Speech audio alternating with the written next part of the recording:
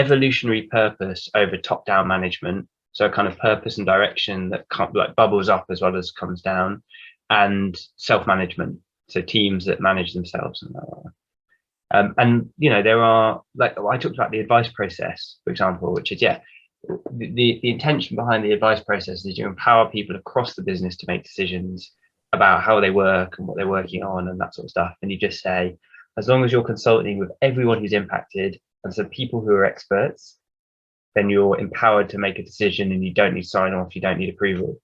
That came from a company called AES, that are a power like generation utilities business, the 10,000, 12,000 employees globally, and their CEO implemented that across the business. EDF, big kind of French energy provider, they're very big in Europe, but also globally.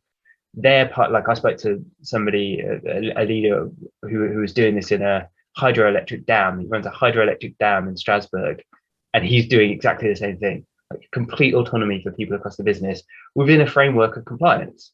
Like they've got responsibilities to the environment, to local community, to employees, safety, all of that stuff. It's highly regulated.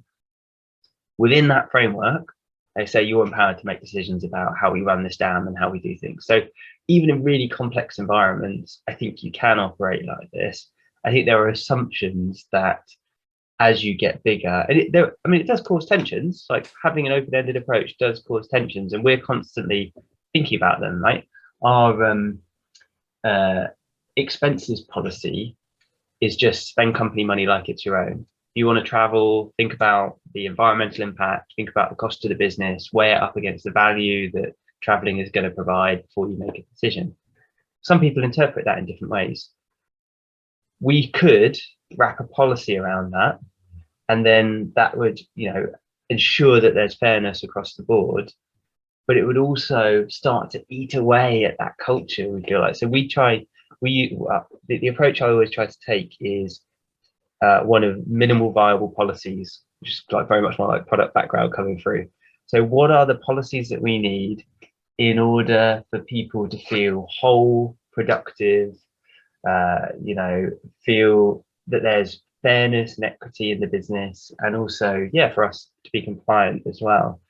And we lean towards addressing things through conversations rather than through policies. And that's how we've sort of worked to scale. So when these tensions emerge, like we'll have a conversation about them and try and find the right approach for us, rather than just being like, oh, right now we're putting like a blanket kind of budget in for everyone to do travel. And this is because as soon as you start to do that, people make decisions within those constraints, and they're not really necessarily the best decisions. Like, oh, I can't travel now because there's a centralized budget for it, even though that's super important to me and my success in my role. I can't do it because we've done this, because we've put this like budget in and I've already used it up, and so I can't do that anymore. So it doesn't make sense. So that, I'd say that's that minimal viable policy approach is a sort of lens for looking at each of these issues as we scale.